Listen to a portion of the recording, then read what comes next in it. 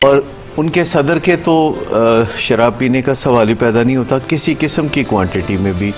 यानी पिछले 10 जो सदूर हैं अमेरिका के वो शराब नहीं पीते। वाह, और हमारे सदूर की ये जो बातें ये ऑन रिकॉर्ड है कि 6 बजे के बाद मेरे किसी फैसले को हतमी ना समझा जाए। जी, तो इस तरह की बहुत सारी चीज़ें हैं कि जिन लोगों को समझदार समझा जाता है, माकूल समझा जाता है, अचीवर समझा जाता है, तो अमेरिका में अब तसव्वुर किया जाता है कि हमारे अचीवर्स को क्या मुसीबत होती है कि डॉक्टर साहब वो अच्छा ऑफिसर हो ना हो, अच्छे लोग, उन्होंने ये इल्लतें ज़रूर पालनी होती हैं साथ। ये कोई पुरानी मिथ्स हैं, पुरानी गलत फहमियाँ हैं, क्योंकि ऐसा पहले अमेरिका में होता था कि हर सिग्निफिकेंट बंदा शराब पीता था।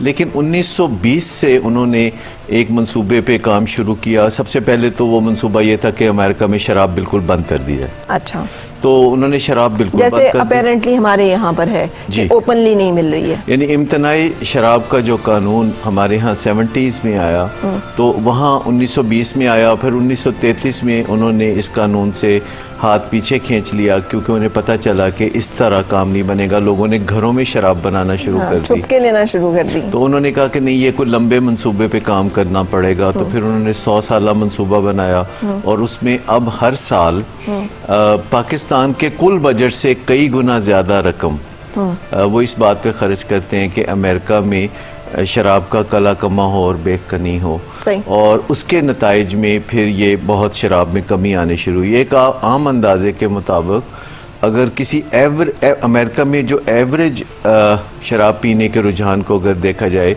तो एक एवरेज अमेरिकन पर्सन जो कि 18 साल से बड़ी उम्र का है, और इनमें वो लोग भी हैं जो शराब नहीं पीते और पीते, तो एवरेज जब निकालते हैं तो वो सबको शामिल करके जो निकालते हैं, तो ये सालाना 2.2 गैलन शराब वो अब पीते हैं सिर्फ। और 30 साल पहले 1980 में ये 4.4 गैलन थी। अच्छा। यानी शराब की जो क्वांटिटी अमेरिका में टोटल कंज्यूम होती है। डॉक्टर साहब, एज ए नेशन वो अगर पूरी दुनिया पे हुक्मरानी कर रहे हैं तो कोई तो बात होगी ना। बहुत सारी बातें हैं, कुछ तो उनमें अच्छा है ना हमसे। जैसे व्हाइट हाउस में किसी की भी तवाज़ो शराब से नहीं होगी। अमेरिका के तमाम सरकारी मेहमान अगर अमेरिका में शराब पिएंगे तो फिर उसका जो बिल है होटल में वो अपनी जेब से अदा करेंगे। यहाँ वहाँ कोई सरकारी बिल शराब के जुमरे में अदा नहीं किया जाता। मतलब बोतल और बच्ची पेश करने का जो रुझान है, नहीं, खुदा का खौफ वो भी एक्सक्लूसिव हमारे साथ। नहीं, ऐसी हरकतें वहाँ बिल्कुल भी नहीं होती।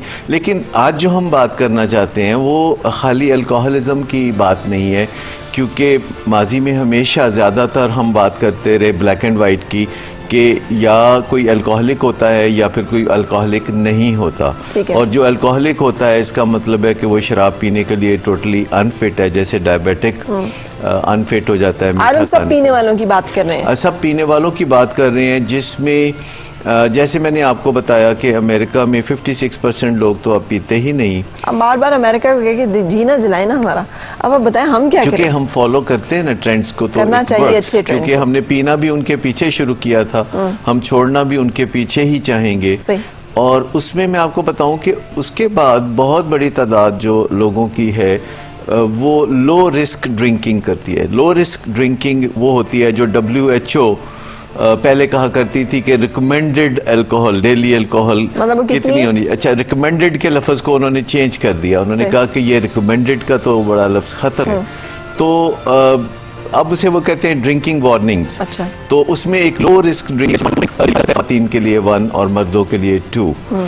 चूँकि ख़वातीन पे शराब का असर ज़रा ज़्यादा होता है, क्योंकि जो शराब पी जाती है जिस्म में इसकी जो कंसंट्रेशन ब्लड में होती है वो बॉडी वेट के हिसाब से होती है। अच्छा। तो ख़वातीन चूँकि नॉर्मली वज़न मर्दों से कम वज़न की होती हैं, फिर मर्दों के मैदे में ही कुछ शराब जो है वो मेटाबोलाइज हो जाती है, तो वो असर नहीं करती, जबकि ख़वातीन पे थोड़ी शराब ज़्यादा असर करती है। तो ख़वातीन के लिए मुझे ये कहते हैं ख़वातीन को कम पीनी चाहिए, मर्द ज़रा ज़्यादा पीना, यानी पीनी चाहिए, तो वो कहते ही नहीं। वो अब पहले कहा करते थे कि जी इसका कोई फ़ायदा होगा। अब दुनिया में कोई साइंसदान नहीं मानता कि शराब का कोई फ़ायदा हो सकता है, क्योंकि एक बंदा अच्छा भला सुबह से शाम तक काम करता है और शाम को जब वो घर वापस आता तो है, आपका उन लोगों के बारे में क्या ख्याल है जो कहते हैं हम पीते हैं तो हम जरा फ्रेश हो जाते हैं, थक जाते हैं तो एनर्जी आ जाती है, या हम